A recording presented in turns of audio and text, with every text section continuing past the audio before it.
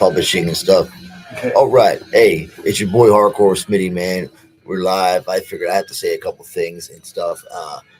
You know, um, so please support independent writers, independent publishers, and these outlaw writers. Like we are the last hope in truth, and the gatekeepers.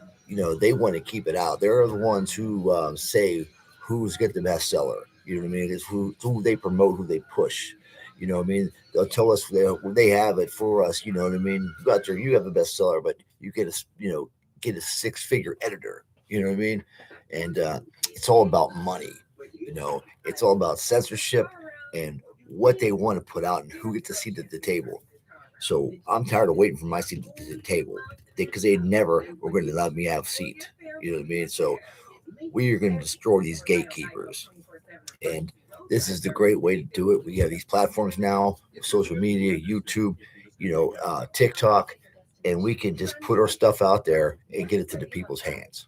So please support outlaw writers, outlaw and independent writers and publishers, because there's where you're going to get the truth at. You want true crime?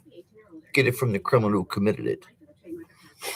You know, so instead of getting from somebody who, is getting paid to write a book about it, and he doesn't even know what happened. You know what I mean? He just doesn't even ask the guy or anything. So, and like James Patterson, this guy doesn't even write his own books anymore. He writes an outline, he hands it to somebody else, and they just finish it for him.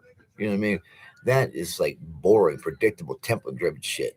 I wrote my recovery memoir, and it is 100% authentic. And I don't sugarcoat nothing. You know, all the other ones I've read, they're predictable as fuck. You know exactly what's going to happen. They're going to sugarcoat everything. They're going to rant about their trauma. You know what I mean? And they're going to want pity. So mine does not ask for that. So if you want something that's raw, unapologetic, and a punch to the face, read White Trash Legend. You might not like it, but I'm going to guarantee you, you're going to feel something reading it.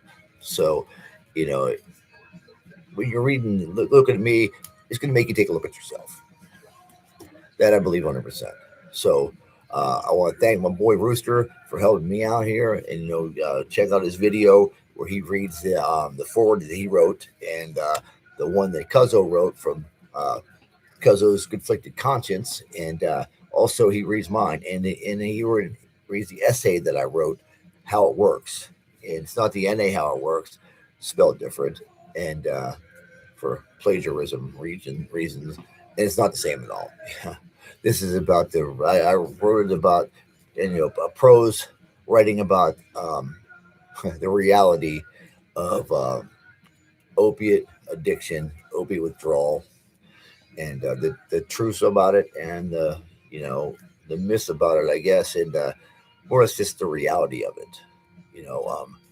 Let's face it. What I mean, like, people use drugs because they feel good. They don't use drugs because they don't feel good, and we got to ask ourselves as a society. What I mean, what makes it okay for someone to stick a needle in their arm, bought from somebody they don't know, in a substance they have no idea how it's put together? What makes them think this is a good idea? Because that's on everyone. I mean, the people get to that point. We are, as a society, as a human race, we're hurting bad. You know what I mean?